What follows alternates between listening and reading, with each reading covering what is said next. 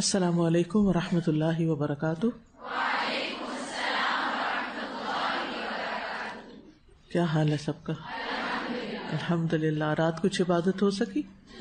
الحمدللہ۔ کچھ نہ کچھ ایکسٹرا رمضان کے عام دنوں سے؟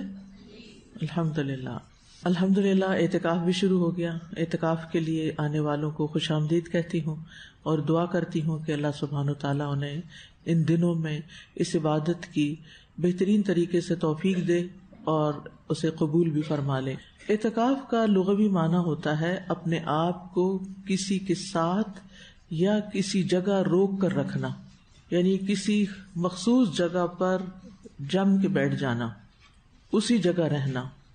وقوف کہتے ہیں دوسری چیزوں سے نظریں ہٹا کر کسی خاص چیز کو پکڑ لینا، یعنی باقی دنیا کی تمام چیزوں کاموں سے نگاہیں ہٹا کے پورے طور پر عبادت کی طرف متوجہ ہونا، اپنے سیل فونز چھوڑ دینا، اپنے گھر والوں سے کانٹیکٹ اور تعلق اور بات چیت کا کوئی بھی ذریعہ استعمال نہ کرنا، یعنی مکمل طور پر اللہ سبحانہ تعالیٰ کی طرف متوجہ ہو جانا۔ تو اعتکاف مکمل یکسوئی اور ذکر اور فکر کی عبادت ہے۔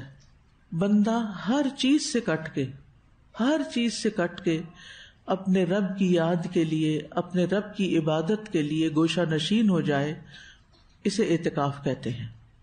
اعتکاف کرنا ایک مسنون عمل ہے۔ یہ اللہ تعالیٰ کے قرب اور اجر و ثواب کا باعث ہے کہ بندہ اس کی خاطر سب کچھ چھوڑ کر آ جاتا ہے اللہ کے گھر میں۔ رسول اللہ صلی اللہ علیہ وسلم نے فرمایا، اللہ تعالیٰ فرماتا ہے، اور فرائض کی ادائیگی سے زیادہ بندہ کسی چیز سے میرا قرب حاصل نہیں کرتا، یعنی سب سے زیادہ اللہ تعالیٰ کا قربت بندے کو اس وقت نصیب ہوتی ہے جب وہ اپنے فرائض ادا کرتا ہے، اور میرا بندہ مسلسل نوافل کے ذریعے میرا قرب حاصل کرتا رہتا ہے یہاں تک کہ میں اس سے محبت کرنے لگ جاتا ہوں۔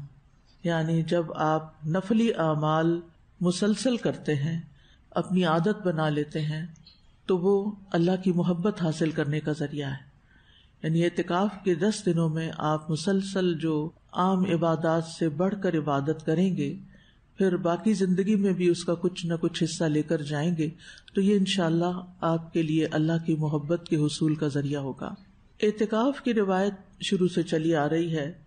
ہم دیکھتے ہیں کہ جب ابراہیم علیہ السلام نے خانہ کعبہ کی تعمیر مکمل کی تو اس وقت دعا کی کہ اللہ تعالیٰ اس کو قبول کر لے، اور پھر اللہ تعالیٰ نے ان کو حکم دیا، ان سے عہد لیا کہ وہ اللہ کے گھر کو پاک اور صاف رکھیں گے جس میں اللہ کے بندے عبادت کرتے ہیں۔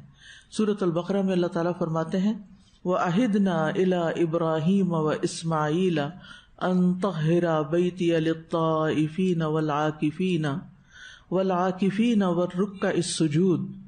اور ہم نے ابراہیم اور اسماعیل سے عہد لیا کہ تم دونوں میرے گھر کو طواف کرنے والوں اور اعتکاف کرنے والوں اور رکوع کرنے والوں اور سجدہ کرنے والوں کے لیے پاک رکھو۔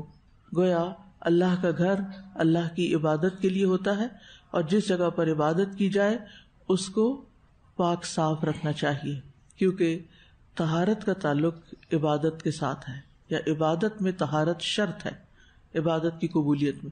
لہٰذا آپ کے کپڑے بھی پاک ہوں، آپ کی جگہ بھی پاک ہو، اور آپ کا جسم بھی پاک ہو، اور اس حالت میں آپ عبادت کریں۔ لہٰذا مسواک کا بھی خاص طور پر اہتمام کرنا ہے کہ آپ کے منہ سے کوئی ایسی اسمیل نہ آئے جو دوسروں کو تکلیف دے، یعنی کثرت کے ساتھ مسواک کرنا ہے۔ اور پھر کپڑے بھی روز بدلنے ہیں تاکہ آپ کے پاس جو اور لوگ ہیں، یعنی ایک ہی چھت کے نیچے اگر 100 سے زائد لوگ 10 دن تک دن اور رات گزارتے ہیں اور وہ صفائی کا اہتمام نہیں کرتے تو سب کی عبادت میں خلل ہو سکتا ہے۔ تو اس لیے بہت ضروری ہے کہ صاف ستھرے رہیں۔ اور نبی صلی اللہ علیہ وسلم اور آپ کی ازواج مطہرات نے بھی اعتکاف کیا، اور ان کا اعتکاف رمضان کے آخری عشرے میں تھا، جبکہ نبی صلی اللہ علیہ وسلم نے رمضان کے مختلف عشروں میں بھی اعتکاف کیا۔ صحیح بخاری کی روایت ہے، نبی صلی اللہ علیہ وسلم کی زوجہ حضرت عائشہ رضی اللہ تعالی عنہا سے روایت ہے کہ نبی صلی اللہ علیہ وسلم رمضان کے آخری عشرے میں پابندی سے اعتکاف کرتے تھے، یہاں تک کہ اللہ نے آپ کو وفات دے دی۔ پھر آپ کے بعد آپ کی ازواج اعتکاف کرتی رہیں، یعنی ازواج مطہرات نے بھی اعتکاف کیا. تو اس سے کیا پتہ چلتا ہے کہ اعتکاف صرف مردوں کے لیے نہیں ہے بلکہ خواتین بھی کر سکتی ہیں، اور ازواج مطہرات کیا کرتی تھیں. نبی صلی اللہ علیہ وسلم نے اپنے آخری ایام میں 20 دن کا اعتکاف کیا تھا. یعنی اعتکاف 10 دن سے زیادہ کا بھی ہو سکتا ہے، لیکن مسنون اعتکاف یہی ہے 10 دن کا. ابو ہریرہ رضی اللہ عنہ سے روایت ہے، وہ کہتے ہیں کہ نبی صلی اللہ علیہ وسلم ہر رمضان میں 10 دن اعتکاف کیا کرتے تھے، مگر جس سال آپ کی وفات ہوئی اس سال آپ نے 20 دن اعتکاف کیا. اسی طرح اگر کوئی شخص کم دن کے اعتکاف کی نیت کرتا ہے تو بھی ٹھیک ہے، اور اگر نظر مانی ہوئی ہے اعتکاف کی تو بھی ٹھیک ہے، لیکن مسنون اعتکاف 10 دن کا ہی ہے. یعنی اس میں کمی بیشی ہو سکتی ہے، لیکن رمضان کے آخری 10 دن کا اعتکاف مسنون اعتکاف. ابن عمر سے روایت ہے کہ عمر رضی اللہ عنہ نے نبی صلی اللہ علیہ وسلم سے عرض کیا، میں نے زمانہ جاہلیت میں نظر مانی تھی کہ مسجد حرام میں ایک رات کا اعتکاف کروں گا. آپ نے فرمایا تم اپنی نظر پوری کر لو. یعنی اگر کسی نے ایک رات کے اعتکاف کی نیت کی ہے تو وہ بھی اس کو پورا کرے. اعتکاف میں اصل تو یہ ہے کہ اعتکاف واجب نہیں ہے بلکہ سنت ہے، لیکن اگر کوئی اعتکاف کی نظر مان لیتا ہے، مثلا میرا یہ کام ہو جائے تو میں اس سال رمضان میں اعتکاف کروں گا، تو پھر یہ نظر پوری کرنا واجب ہوگا، اس کو لازماً پورا کرنا ہوگا. نبی صلی اللہ علیہ وسلم نے فرمایا، جس نے اللہ کی اطاعت کرنے کی نظر مانی اسے اطاعت کرنی چاہیے، اور جس نے اللہ تعالیٰ کی نافرمانی کی نظر مانی وہ نافرمانی نہ کرے. یعنی اعتکاف کی اگر مانی ہے یا نماز کی یا کسی چیز کی تو پوری کرنی چاہیے، لیکن اگر کسی نے کسی گناہ کے کام کی نظر مان لی ہے یا کسی بدعت کی، یا مثلاً کہا کہ اگر میرا یہ کام ہو جائے تو میں فلاں مزار پہ جا کے چڑھاوا چڑھاؤں گی، تو وہ پوری نہیں کرنی چاہیے. پھر یہ ہے کہ اعتکاف مسجد میں ہوتا ہے. قرآن مجید میں آتا ہے وَلَا تُبَاشِرُوهُنَّ وَأَنْتُمْ عَاكِفُونَ فِي الْمَسَاجِدِ، کہ تم عورتوں سے مباشرت نہ کرو جبکہ تم مساجد میں اعتکاف کر رہے ہو. اعتکاف کسی تنہائی یا بغیر تنہائی کے نہیں ہوتا. یعنی اعتکاف کا مطلب یہ نہیں کہ انسان کسی پہاڑی علاقے میں کسی ہل ٹاپ پہ چلا جائے اور وہاں اکیلا جا کے بیٹھ جائے، یا پھر اپنے گھر میں بیٹھ جائے اور وہ سمجھے کہ میں اعتکاف کر رہا ہوں کیونکہ میں سب لوگوں سے کٹ کے الگ ہو گیا ہوں. تو صرف کٹ کے الگ ہونا ہی اعتکاف نہیں ہوتا، بلکہ اس کے لیے عبادت گاہ میں جانا چاہیے. کسی غار میں جا کے اعتکاف نہیں کر سکتے، کسی قبر کے پاس اعتکاف نہیں ہوتا، نہ ہی کسی اور مقام پر، جیسا کہ مشرکین اپنے بتوں پر اعتکاف کرتے تھے. تو جس مسجد میں نماز با جماعت ادا کی جاتی ہو وہاں اعتکاف کیا جا سکتا ہے. جیسے اس ہال میں آپ اعتکاف کر رہے ہیں تو یہاں جمعہ کی نماز بھی throughout the year regular ہوتی ہے، تراویح ہوتی ہے، قیام ہوتا ہے، اور کچھ نمازیں بچیاں جماعت سے بھی یہاں پڑھتی ہیں. پھر یہ مسجد کے بالکل اوپر والی چھت ہے، یعنی آپ مسجد کی چھت پر بیٹھے ہوئے ہیں اور اس کا تعلق مسجد کے ساتھ، یعنی یہ ہال کنیکٹڈ ہے. اسی طرح سوال پیدا ہوتا ہے کہ کیا عورتیں اپنے گھر میں اعتکاف کر سکتی ہیں؟ تو اس کی کوئی دلیل نہیں ملتی، کیونکہ اعتکاف مسجد میں ہی ہوتا ہے. اسی لیے نبی صلی اللہ علیہ وسلم کی ازواج نے نبی صلی اللہ علیہ وسلم سے مسجد میں اعتکاف کی اجازت طلب کی تو آپ نے انہیں اجازت دے دی.